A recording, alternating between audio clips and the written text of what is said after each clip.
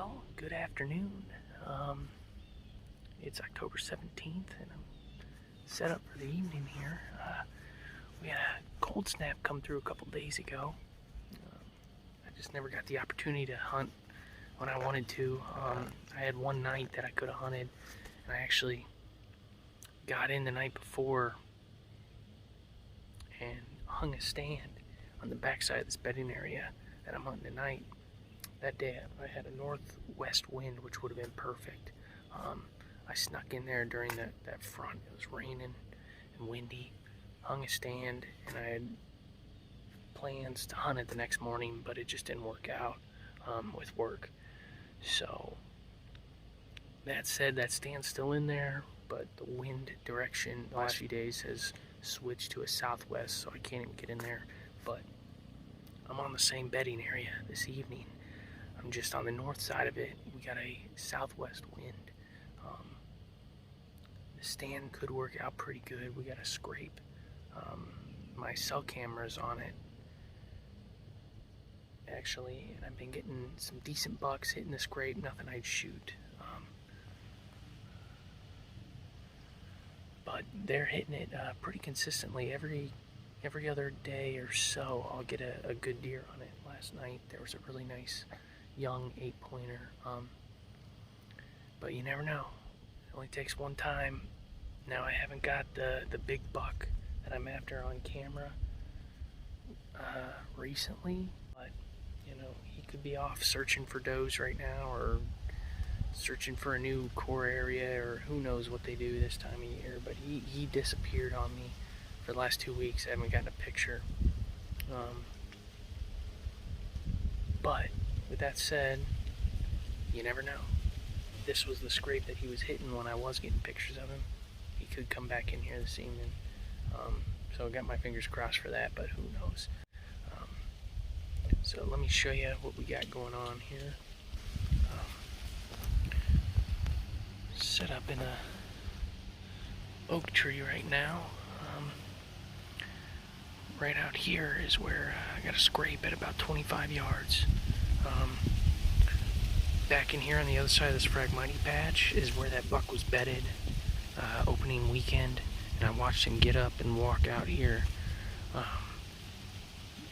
There's a main trail that runs from that bedding area around this Phragmite straight to this scrape, and you can see it keeps on going back in this way, and there's a couple trails that cut off, and there's a big main trail that cuts off right in front of me here and goes off and around towards this bean field off to my east.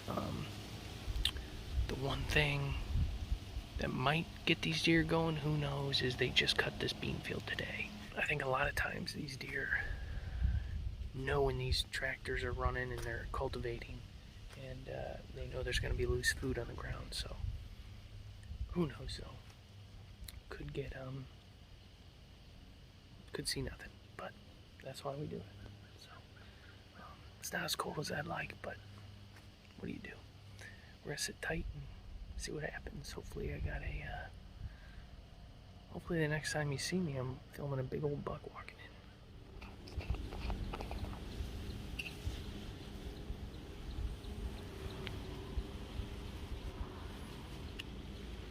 One cool tip I want to share with you, I've learned from actually watching YouTube over the years, is a good way to determine your wind direction at any given stand. That's milkweed. I keep my milkweed right here in a little, I think it's actually like a shaker bottle, like protein portion thing that you take to the gym with you, but it works out for me. And this is cool because you can see which way the wind's going for, like, you know, 40, 50, 60 yards from your tree stand.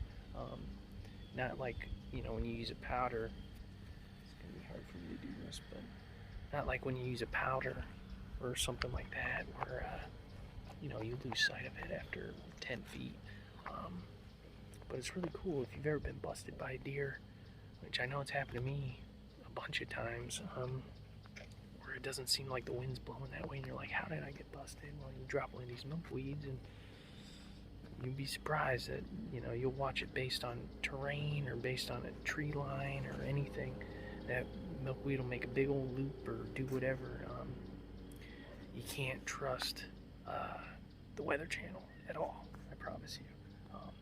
And what really, what you learn over the years, I keep notes, keep a journal, the stands that you hunt on a certain property year after year, you learn what winds and how they actually move through that area at each tree stand.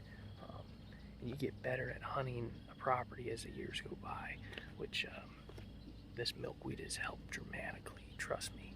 So give it a try. I have a farm that there's a spot that literally just grows them every year, and I'll just grab 3 or 4 a year, you know. Don't want to grab too many or you keep them from reproducing. And I'm pretty sure they're pretty good for the butterflies. But anyways, I just want to share that with you. It's a pretty cool tip. So, well, we got skunk tonight, guys. So far, there's still about 10 minutes left to shooting light, but